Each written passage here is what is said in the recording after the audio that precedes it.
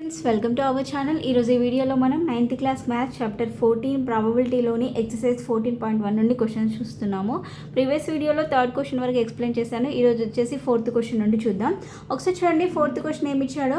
A bag contains 5 green marbles, 3 blue marbles, 2 red marbles and 2 yellow marbles. One marble is drawn out randomly. So first ఏమనుకోమన్నాడు, are the 4 different color outcomes equally likely? Explain అన్నాడు. Second వచ్చేసి find the probability of drawing each color marble, that is P green, P of blue, P of red, P of yellow. Next one వచ్చేసి find the sum of their probabilities అన్నాడు. ఓకేనా? So ఎలా solve చేస్తామనేది ఒకసారి చూడండి. ఒక బ్యాగ్లో వచ్చేసి 5 green marbles ఉన్నాయి, 3 బ్లూ మార్బుల్స్ ఉన్నాయి, 2 రెడ్ మార్బుల్స్ ఉన్నాయి, అలానే 2 ఎల్లో మార్బుల్స్ ఉన్నాయి. ఓకేనా? సో అయితే దాంట్లో నుంచి ఒక మార్బుల్ని మనం ర్యాండమ్గా తీసినప్పుడు ఏమవుతుంది అన్నాడు. ఫస్ట్ వచ్చేసి ఆ 4 డిఫరెంట్ కలర్ అవుట్కమ్స్ అనేవి ఈక్వల్ అవుతాయా అన్నాడు. ఈక్వల్లీ లైక్లీ అన్నాడు. ఈక్వల్లీ లైక్లీ అంటే మనము ఒక్కసారి తీసినప్పుడు ఆ వచ్చే అవుట్కమ్ అనేది సేమ్ వస్తుందా అన్నాడు. అంటే సేమ్ రాదు కదా, ఎందుకంటే అక్కడ ఉన్నవన్నీ కలర్స్ ఒకటే రకమైనటువంటి కలర్స్ లేవు, అక్కడ అన్ని 4 డిఫరెంట్ కలర్స్ ఉన్నాయి కాబట్టి. ఓకేనా? సో ఒకసారి 1 by 1 చేసుకుంటూ వెళ్దాము. సో ఫస్ట్ వన్ చూడండి, are the 4 different colour outcomes equally likely అన్నాడు. సో నో, ఎందుకంటే నంబర్ ఆఫ్ మార్బుల్స్ అనేవి each colour are not the same, అన్ని కలర్స్ సేమ్ లేవు అక్కడ కాబట్టి. ఓకేనా? సో ఫస్ట్ వన్ చూడండి, the 4 different color outcomes are not equally likely. ఎందుకు? because the number of marbles of each color are not same. ఓకేనా? అన్ని సేమ్ కలర్ లేవు కాబట్టి అది ఈక్వల్గా వచ్చే ఛాన్స్ అనేది లేదు కాదు. సో నెక్స్ట్ దీంట్లో B1 చూడండి. B1 ఏమన్నాడు, find the probability of drawing each colour marble. Okay, so ఒక్కో కలర్ మార్బుల్కి ప్రాబబిలిటీ అనేది కనుక్కోమన్నాడు. దానిలో ఫస్ట్ ప్రాబబిలిటీ ఆఫ్ గ్రీన్, తర్వాత ప్రాబబిలిటీ ఆఫ్ బ్లూ, తర్వాత probability of red, probability of yellow, ఒక్కొక్క దానికి కనుక్కుందాం. So first probability of green కనుక్కుందాము. సో దానికన్నా ముందు ఆ బ్యాగ్లో ఎన్ని మార్బుల్స్ ఉన్నాయి, ఏ కలర్ ఎన్ని ఉన్నాయి అనేది రాద్దాం ఒకసారి. So first total number of marbles in the bag.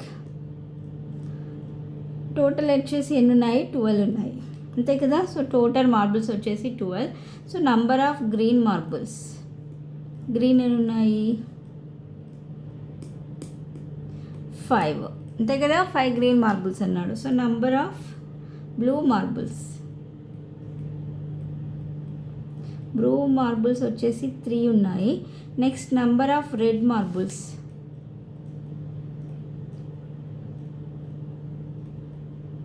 వచ్చేసి 2. అలానే ఎల్లో మార్బుల్స్ ఎన్ని ఉన్నాయి, నంబర్ ఆఫ్ ఎల్లో మార్బుల్స్ ఇవి కూడా 2 ఉన్నాయి. ఓకేనా? సో ఇప్పుడు ఒక్కొక్క దానికి సపరేట్గా ప్రాబబిలిటీ కనుక్కుందాం. So first probability of green తీసుకున్నట్టయితే ప్రాబబిలిటీ ఆఫ్ గ్రీన్ ఎన్ని, సో గ్రీన్ మార్బుల్స్ వచ్చేసి 5, అలానే టోటల్ అవుట్కమ్స్ వచ్చేసి 12, అంతే కదా. అలానే తీసుకుంటాం కదా. సో టోటల్ అవుట్కమ్స్ 12 అంటే P of green is equal to ఎంత, 5/12. Next probability of blue. So blue marbles ఎన్ని ఉన్నాయి ఇక్కడ, 3. నెక్స్ట్ టోటల్ అవుట్కమ్స్ అంటే టోటల్ మార్బుల్స్ ఎన్ని ఉన్నాయి, 12, అంటే దీని ఆన్సర్ ఎంత, 3/12. Next probability of red is equal to, so red marbles ఎన్ని ఉన్నాయి, 2 ఉన్నాయి, 2 టోటల్ అవుట్కమ్స్ ఎన్ని ఉన్నాయి, 2/12. Okay, next probability of yellow కనుక్కోవాలి last, yellow. So yellow marbles ఎన్ని ఉన్నాయి ఇక్కడ, 2. టోటల్ అవుట్కమ్స్ ఎన్ని ఉన్నాయి అంటే టోటల్ మార్బుల్స్ ఎన్ని ఉన్నాయి, 12, అంటే 2/12. ఓకేనా? సో ఇక్కడ గ్రీన్ వచ్చేసి 5/12, బ్లూ వచ్చేసి 3/12, రెడ్ వచ్చేసి 2/12, ఎల్లో వచ్చేసి కూడా 2/12. సో దీన్ని సాల్వ్ కూడా చేయొచ్చు ఇంకా. సో 3/12 అంటే ఏమవుతుంది, 1/4 అవుతుంది. 2/12 అంటే 1/6. సో 2/12 అంటే అగైన్ 1/6 అవుతుంది. సో ఇలా రాసి వదిలేసినా సరిపోతుంది, ఇంకొంచెం సింప్లిఫై చేసినా సరిపోతుంది, ఎలా అయినా చేయొచ్చు. సో నెక్స్ట్ దీంట్లో C1 చూడండి, find the sum of their probabilities. ఇప్పుడు మనం గ్రీన్, బ్లూ, రెడ్, ఎల్లో కనుక్కున్నాం కదా ఒక్కొక్క దానికి సపరేట్. సో C1 వచ్చేసి ఈ మొత్తం ప్రాబబిలిటీస్ యొక్క సమ్ అనేది కనుక్కోమన్నాడు. సో మొత్తం అంటే ఎలా తీసుకుంటాం మరి, సో వీటన్నిటిని యాడ్ చేస్తే సరిపోతుంది. ఓకేనా. సో C1 చూడండి, ఇక్కడే రాద్దాం ఆన్సర్. సో ఫస్ట్ గ్రీన్ ఎంత ఉంది 5/12 ప్లస్ బ్లూ వచ్చేసి 3/12 ప్లస్ రెడ్ వచ్చేసి 2/12, ఎల్లో వచ్చేసి 2/12. ఓకేనా. సో దట్ ఈక్వల్ ఇక్కడ డినామినేటర్లో అన్నీ సేమ్ ఉన్నాయి, 12 ఉన్నాయి కాబట్టి అన్నిటినీ యాడ్ చేస్తే సరిపోతుంది. సో 5 + 3 అంటే 8, 8 + 2 అంటే 10, 10 + 2 అంటే 12, అంటే 12/12 వస్తుంది. 12/12 అంటే 12 1s 12, అంటే ఆన్సర్ వచ్చేసి ఎంత 1. So find the sum of their probabilities ఎంత, ఆన్సర్ వచ్చేసి 1. ఓకేనా. సో నెక్స్ట్ 5th క్వశ్చన్ చూడండి. A letter is chosen from English alphabet. Find the probability of the letters being a vowel. Next a letter comes after. Next a vowel or a consonant, not a vowel అన్నాడు. So ఒక letter, ఆ లెటర్ని మనం దేనిలో నుండి choose చేసుకుంటున్నాం అన్నాడు, English alphabets. So English ఆల్ఫాబెట్స్లో నార్మల్గా ఎన్ని ఉంటాయి, 26 ఉంటాయి. దానిలో ఓవెల్స్ ఉంటాయి, కాన్సోనెంట్స్ ఉంటాయి. సో ఇక్కడ మనకి ఇచ్చినవి ఏంటంటే ఓవెల్ అయినప్పుడు ప్రాబబిలిటీ ఏంటి, ఏ లెటర్స్ కమ్స్ ఆఫ్టర్, దాని ప్రాబబిలిటీ ఏంటి, comes after P. Next a vowel or consonant, అవి రెండు అయినప్పుడు ఏంటి, నాట్ ఏ ఓవెల్. ఓవెల్ కానప్పుడు ప్రాబబిలిటీ ఏంటి అనేది ఫైండ్ అవుట్ చేయమన్నాడు. సో ఫస్ట్ ఇక్కడ టోటల్ ఎన్ని ఉంటాయో రాద్దాం. So number of letters in English alphabet is equal to 26. ఓకేనా. సో ఓవెల్స్ వచ్చేసి ఎన్ని 5. ఓకే. సో ఓవెల్స్ 5 అన్నప్పుడు కాన్సోనెంట్స్ ఎన్ని ఉంటాయి, కాన్సోనెంట్స్ అంటే ఏంటి, మొత్తంలో నుండి ఓవెల్స్ని మేనేజ్ చేస్తే సరిపోతుంది. అంటే 26 - 5 అంటే ఎంత 21 అనేది కాన్సోనెంట్స్ ఉంటాయి. సో ఇప్పుడు ఇది మనకి తెలుసు. సో దీని నుంచి ఫస్ట్ వన్ చూడండి, ఏ ఓవెల్ అయినప్పుడు probability is equal to. So vowel అయినప్పుడు ఓవెల్స్ ఎన్ని అని చెప్పాము, 5 అన్నాం. అంటే ఓవెల్స్ వచ్చేసి 5 బై టోటల్ ఎంత 26. ఓకేనా. సో 5/26. ఫస్ట్ వన్ వచ్చేసి 5/26. సెకండ్ వన్ చూడండి, a letter comes after P అన్నాడు. సో పి తర్వాత వచ్చే వాటి యొక్క ప్రాబబిలిటీ కనుక్కోవాలి. సో పి తర్వాత ఇంకెన్ని వస్తాయి, పి తర్వాత వచ్చేసి క్యూ ఉంటుంది, ఆర్ ఉంటుంది, ఎస్ ఉంటుంది, T, U, V, W, X, Y, Z. After P వచ్చేవి ఇవన్నీ. ఎన్ని టోటల్ 1 2 3 4 5 6 7 8 9 10. ఓకే. సో 10 ఉంటాయి కాబట్టి there are 10 letters coming after P. Okay. So అప్పుడు ప్రాబబిలిటీ ఏమవుతుంది, ప్రాబబిలిటీ వచ్చేసి ఏమవుతుంది, ఇక్కడ వచ్చినటువంటి లెటర్స్ రాయాలి. ఎన్ని టోటల్ 10 కదా. సో 10 బై టోటల్ అవుట్కమ్స్ అంటే మొత్తం ఎన్ని ఆల్ఫాబెట్స్ ఉన్నాయనేది, అంటే 26 కదా. సో 10/26 క్యాన్సిల్ అవుతుంది, ఇది 2 టేబుల్లో పోతుందిగా. 2 5s 10, 2 1s 2 3s, అంటే ఆన్సర్ వచ్చేసి ఎంత 5/13. నెక్స్ట్ C1 చూడండి, a vowel or a consonant అన్నాడు. ఓవెల్ అలానే కాన్సోనెంట్ అయినప్పుడు ప్రాబబిలిటీ ఎంత అనేది ఫైండ్ అవుట్ చేయమన్నాడు. So first vowel or consonant అన్నాడు. A letter chosen from English alphabet is either vowel or a consonant. అంతే కదా. అయితే ఐదర్ అన్న ఓవెల్ అన్నా ఉంటుంది, లేకపోతే కాన్సోనెంట్ అయినా ఉంటుంది. It's a certain event. So అప్పుడు ఓవెల్ అయినా కాన్సోనెంట్ అయినా దాని యొక్క ప్రాబబిలిటీ అనేది ఎలా ఉంటుంది, 1 అవుతుంది. అంతే కదా. సో అదే ఇక్కడ రాద్దాము. A letter chosen from English alphabet is either vowel or consonant.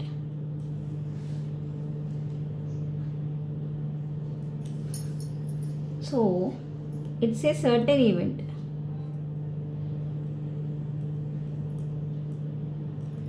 Therefore probability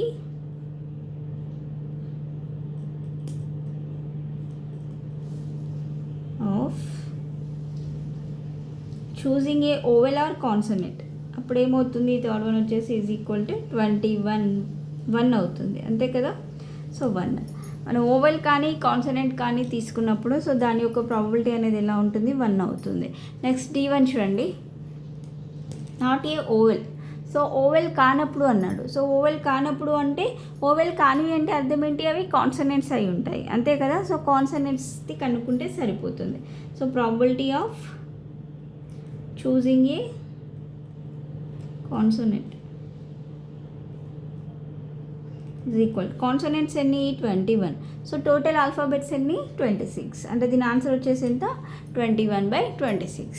next దీంట్లో 6th క్వశ్చన్ చూడండి, 11 bags of wheat flour each marked 5 kgs actually contain the following weights of floor in kgs 4.97, 5.5 kgs, 5.8, 5.03, 5, 5.06, 5.08, 4.98, 5.04, 5.07, 5. అయితే ఇక్కడ మనల్ని కనుక్కోవాల్సింది ఏంటి, find the probability